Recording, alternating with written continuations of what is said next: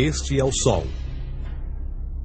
Desde o ano 10.000 a.C., a história abunda em pinturas e escritos que refletem o respeito e a adoração dos povos por este astro. E é simples entender o porquê, com seu aparecimento todas as manhãs, trazendo visão, calor e segurança, salvando-os do frio e da escuridão da noite repleta de predadores. Sem ele, todas as culturas perceberam que não haveriam colheitas nem vida no planeta. Estas realidades fizeram do Sol o astro mais adorado de todos. Todavia, muitos estavam atentos também às estrelas. As estrelas formavam padrões que lhes permitiam reconhecer e antecipar eventos que ocorrem de tempos em tempos, tais como eclipses e luas cheias. Eles catalogaram grupos celestiais daquilo que conhecemos hoje como constelações. Esta é a Cruz do Zodíaco, uma das mais antigas imagens na história da humanidade. Ela representa o trajeto do Sol através das 12 maiores constelações no decorrer de um ano.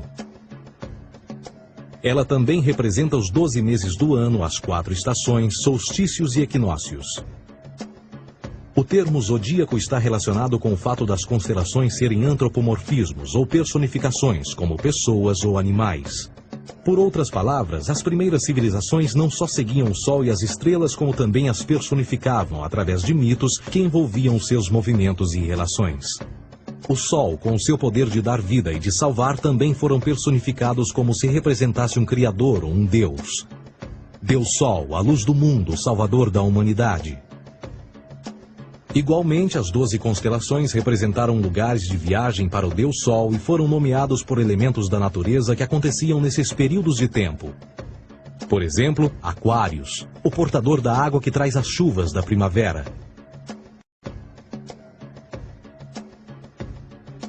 Este é Horus. Ele é o Deus Sol do Egito de 3.000 a.C. Ele é o Sol antropomorfizado e a sua vida é uma série de mitos alegóricos que envolvem o movimento do Sol no céu. Dos antigos hieróglifos egípcios conheceu-se muito sobre esse Messias solar. Por exemplo, Horus, sendo o Sol, tinha como inimigo o Deus Sete, que era a personificação das trevas ou da noite. E metaforicamente falando, todas as manhãs Horus ganhava a batalha contra Sete. E no fim da tarde, Sete conquistava Horus e o enviava para o mundo das trevas. Será importante frisar que trevas versus luz ou bem versus mal tem sido uma dualidade mitológica onipresente que ainda hoje é usada em muitos níveis.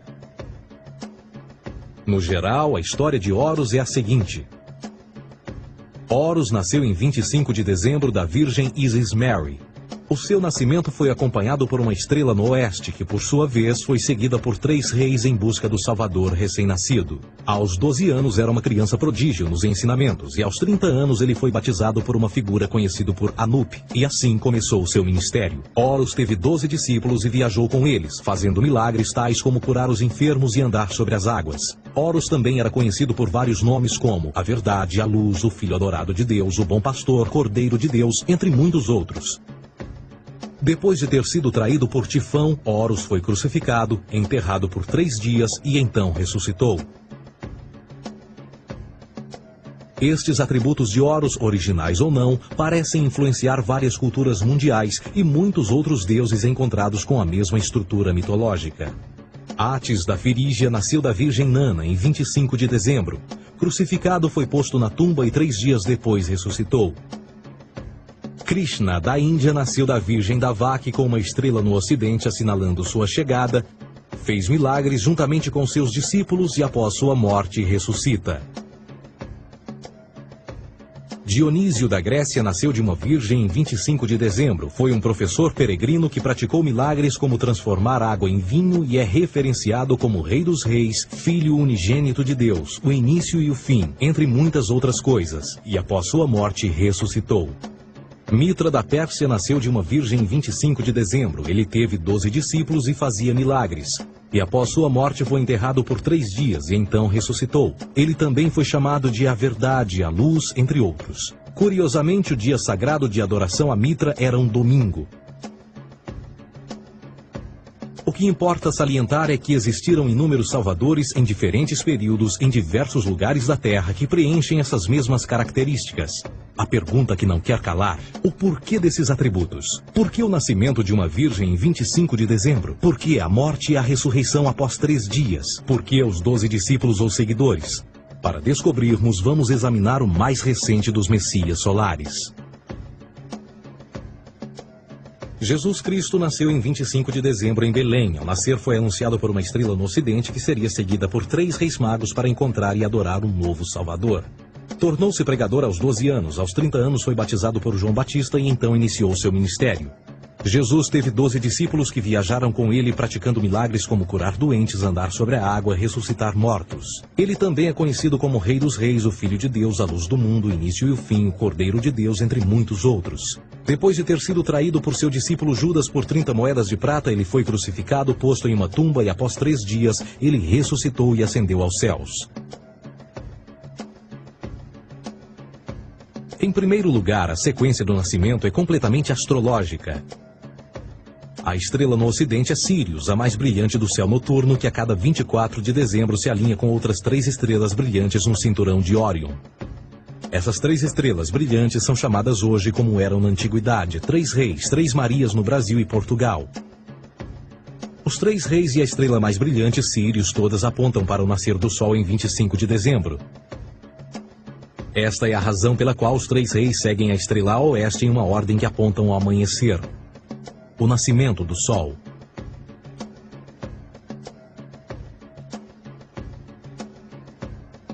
A Virgem Maria é a constelação de Virgo, também conhecida como Virgo, a Virgem. Virgo em latim significa virgem. Virgo também é conhecida como a casa do pão. E a representação de Virgo é uma virgem segurando um feixe de espigas de trigo. Esta casa do pão e o seu símbolo das espigas de trigo representa agosto e setembro, a época das colheitas. Por sua vez, Belém é a tradução ao pé da letra de a casa do pão. Belém também é a referência à constelação de Virgem, um lugar no céu, não na terra.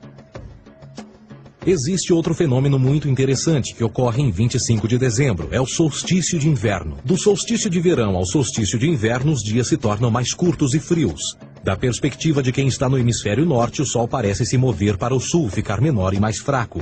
O encurtamento dos dias e o fim das colheitas conforme se aproxima o solstício de inverno, simbolizando o processo de morte. Era a morte do Sol. Pelo 22º dia de dezembro, o falecimento estava completamente realizado e faz com que atinja seu ponto mais baixo no céu. Aqui algo curioso acontece. O Sol para de se mover por 3 dias. Durante estes 3 dias, o Sol fica pelas redondezas da constelação do Cruzeiro do Sul, ou Alfa Crucis. Depois desse período, em 25 de dezembro, o Sol se move 1 grau, dessa vez para o norte, trazendo perspectiva de dias maiores, mais calor e a primavera. E assim se diz: o Sol morreu na cruz, ficou morto por 3 dias, apenas para ressuscitar ou nascer mais uma vez. Esta é a razão pela qual Jesus e muitos outros deuses solares compartilham da ideia de crucificação, morte por 3 dias e o conceito da ressurreição. É o período de transição do Sol antes de mudar para a direção contrária no hemisfério norte, trazendo a primavera e assim a salvação. Todavia, eles não celebram a ressurreição do Sol até o equinócio da primavera, ou Páscoa. Isto é porque no equinócio da primavera o Sol domina oficialmente o mal, as trevas, assim como o período diurno se torna maior que o noturno. E o revitalizar da vida na primavera emerge. Agora, provavelmente, a analogia mais óbvia de todas neste simbolismo astrológico são os 12 discípulos de Jesus. Eles são simplesmente as 12 constelações do zodíaco com que Jesus, sendo o Sol, viaja. De fato, o número 12 está sempre presente ao longo da Bíblia.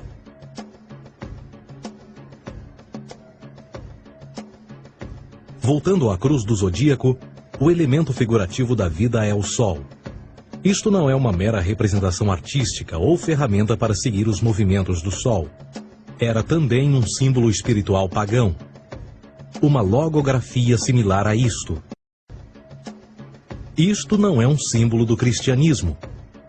É uma adaptação pagã da cruz do zodíaco.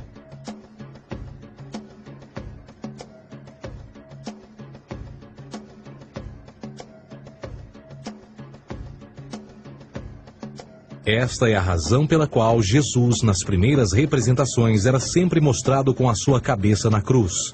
Jesus é o Sol, Filho de Deus, a luz do mundo. O Salvador a erguer-se, que renascerá, assim como o sol faz todas as manhãs. A glória de Deus que defende contra a força das trevas. Assim como renasce a cada manhã, e que pode ser visto através das nuvens, lá em cima nos céus, com a sua coroa de espinhos ou os raios de sol.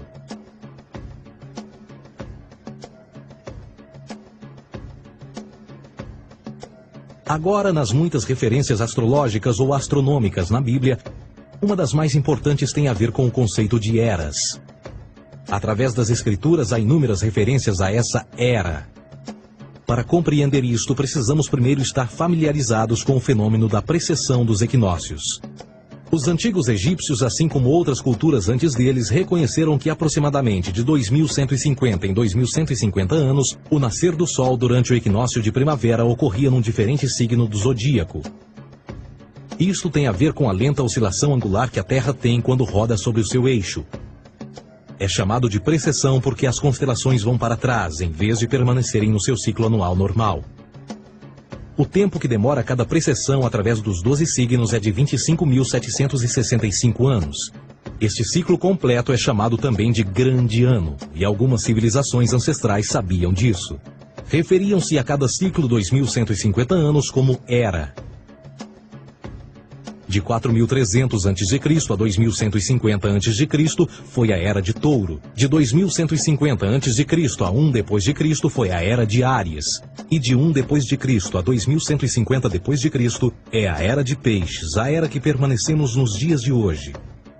E por volta de 2150 entraremos na nova era, a Era de Aquários.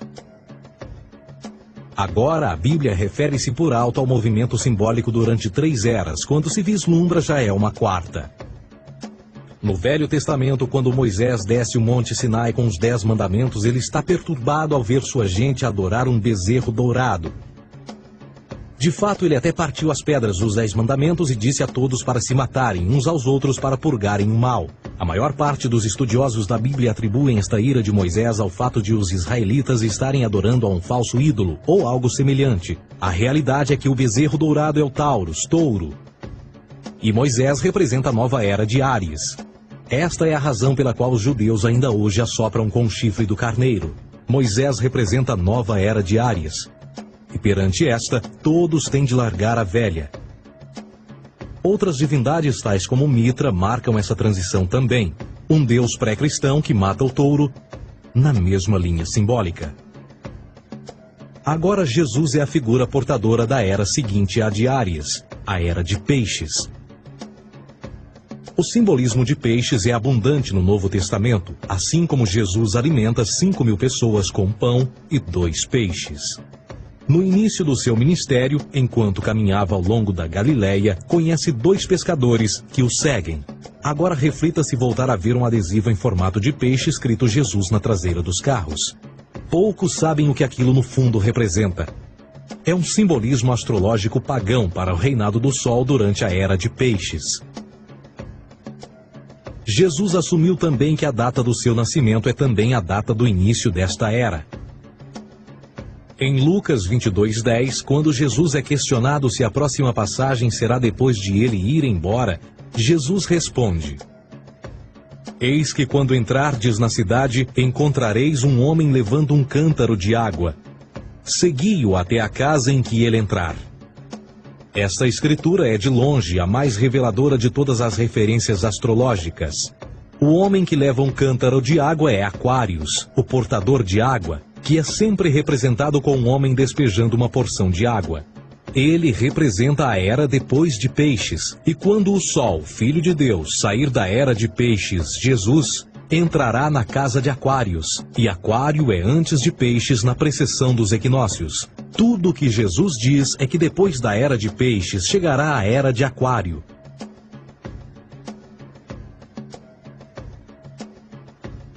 Agora todos já ouvimos falar sobre o fim do mundo. Deixando à parte o lado cartunista no livro de Apocalipse, a espinha dorsal nesta ideia surge em Mateus 28:20, onde Jesus diz: Eu estarei convosco até o fim do mundo, dos séculos em português. Contudo, na tradução inglesa da Bíblia, a palavra mundo está mal traduzida. A palavra realmente usada era aion, que significa era. Eu estarei convosco até o fim da era, o que no fundo é verdade. Jesus, como personificação solar de peixes, irá acabar quando o Sol entrar na era de Aquário. Este conceito de fim dos tempos e do fim do mundo é uma má interpretação desta alegoria astrológica. Vamos dizer que aproximadamente 100 milhões de brasileiros acreditam que o fim do mundo está próximo.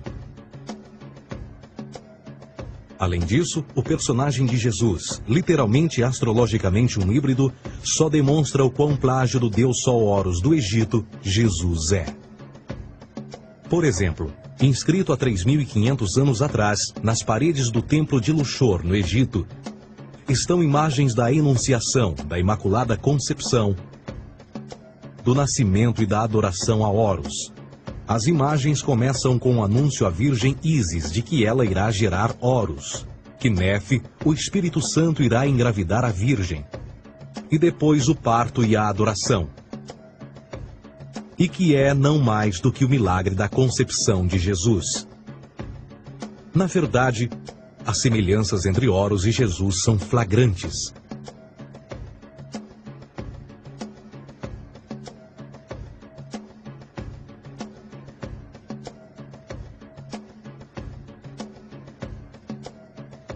E o plágio continua. A história de Noé e da sua arca é tirada diretamente das tradições. O conceito de dilúvio é presente em todas as antigas civilizações, em mais de 200 diferentes citações em diferentes períodos e tempos. Contudo, não será preciso ir muito além da fonte pré-cristã para encontrar a epopeia de Gilgamesh, escrita em 2600 a.C. Esta história fala sobre grandes inundações ordenadas por Deus, uma arca com animais salvos e até mesmo o libertário retornar da pomba, entram em concordância com a história bíblica, entre muitas outras semelhanças. E depois há a história plagiada de Moisés. Sobre o nascimento de Moisés, disse que ele foi colocado numa cesta de cana e lançado ao rio para evitar um infanticídio. Ele foi mais tarde salvo pela filha de um rei e criado por ela como um príncipe. Esta história do bebê numa cesta foi retirada do mito de Sargão de Acade por volta de 2250 a.C. Depois de nascer, Sargão foi posto numa cesta de rede para evitar um infanticídio e lançado ao rio. Foi depois salvo e criado por Aqui, uma esposa da realeza Acádia. Além disso, Moisés é conhecido como legislador, portador dos 10 mandamentos e da lei mosaica. Contudo, a ideia de a lei ser passada de um deus para um profeta numa montanha é também antiga. Moisés é somente um legislador numa longa linha de legisladores na história mitológica. Na Índia, Manou foi o grande legislador. Na ilha de Creta, Minos ascendeu ao monte Ida, onde Zeus lhe deu as leis sagradas. Enquanto que no Egito, Moisés tinha nas suas pedras tudo o que Deus lhe disse. E no que diz respeito a estes 10 mandamentos, foram retiradas a papel químico do feitiço 125 do Livro dos Mortos do Antigo Egito. O que é que o Livro dos Mortos dizia? Eu nunca roubei, tornou-se tu nunca roubarás. Eu nunca matei, tornou-se nunca matarás. Eu nunca menti, tornou-se nunca levantarás falsos testemunhos. E por aí adiante. A religião egípcia é, no fundo, a base fundamental para a teologia judaico-cristã. Batismo, vida após a morte, julgamento final, imaculada concepção, ressurreição, crucificação, a arca da aliança, circuncisão, salvadores, comunhão sagrada, dilúvio, Páscoa, Natal, a passagem e muitas outras coisas e atributos são ideias egípcias, nascidas muito antes do cristianismo ou judaísmo. Justin Martyr, um dos primeiros historiadores e defensores cristãos, escreveu: quando nós, cristãos, dizemos que Jesus Cristo, nosso Mestre, foi produzido sem união sexual, morreu e ressuscitou e ascendeu aos céus, nós não propomos nada de muito diferente do que aqueles que propõem e acreditam tal como nós, nos filhos de Júpiter. Numa escrita diferente, Justin Martyr diz: ele nasceu de uma virgem. Aceite isto em comum com o que você acredita dos Perseus. É óbvio que Justin e outros cristãos cedo souberam como o cristianismo era semelhante a outras religiões pagãs. Contudo, Justin tinha uma solução. Para além de tudo o que sabemos, o diabo era em quem mandava. O diabo teve a ambição de chegar primeiro que o Cristo e criou essas características para o mundo pagão. Fundamentalist Christianity, fascinating. These people actually believe the world is 12,000 years old. Swear to God. I actually asked one of these guys, okay, dinosaur fossils. He says, dinosaur fossils? God put those here to test our faith.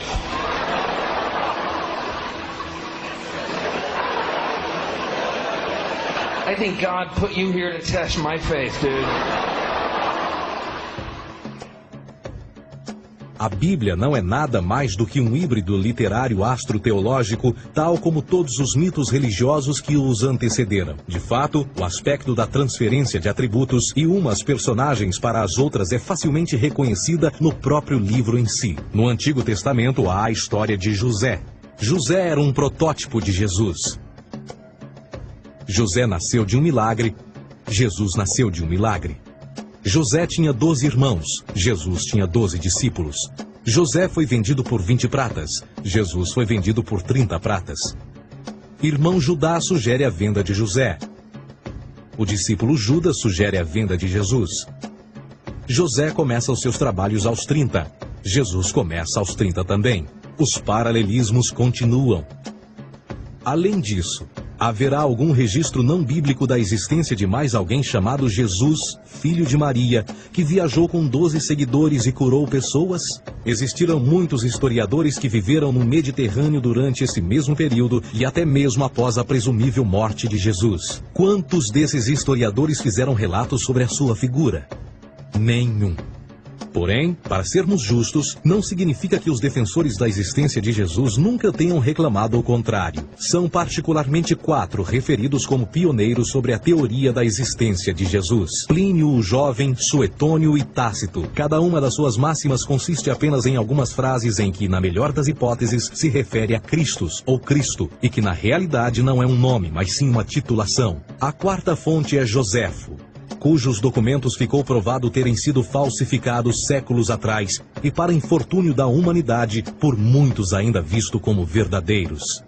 Poderá alguém ter se aproveitado das ideias renascer dos mortos, a ascensão ao reino dos céus e a prática de milagres e que a partir daí tenha começado a surgir nos registros históricos? Não, porque uma vez pesadas as evidências, há grandes probabilidades da figura conhecida como Jesus nunca sequer ter existido.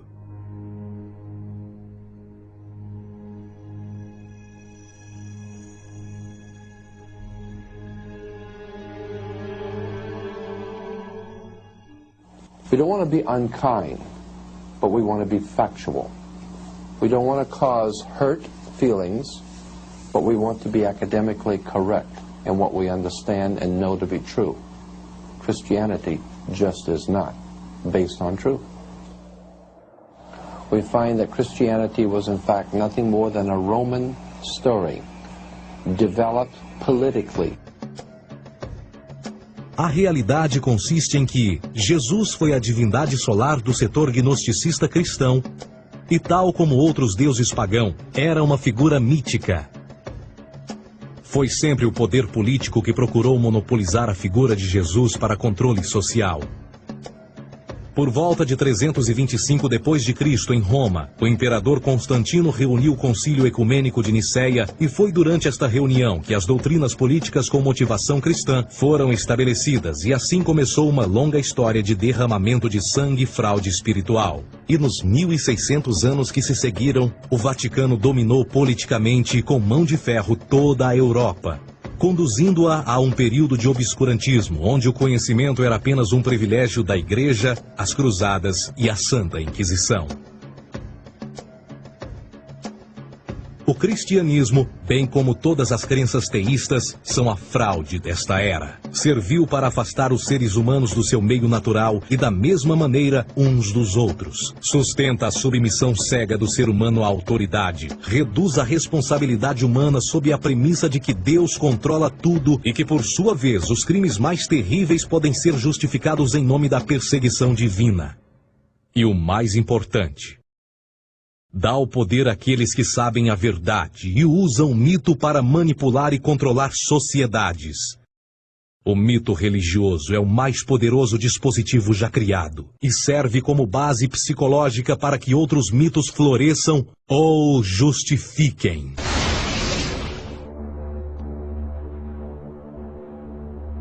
A myth is an idea that, while widely believed, is false. In a deeper sense, in the religious sense, a myth serves as an orienting and mobilizing story for a people. The focus is not on the story's relation to reality, but on its function. A story cannot function unless it is believed to be true in the community or the nation. It is not a matter of debate. If some people have the bad taste to raise the question of the truth of the sacred story, the keepers of the faith do not enter into debate with them. They ignore them or denounce them as blasphemers.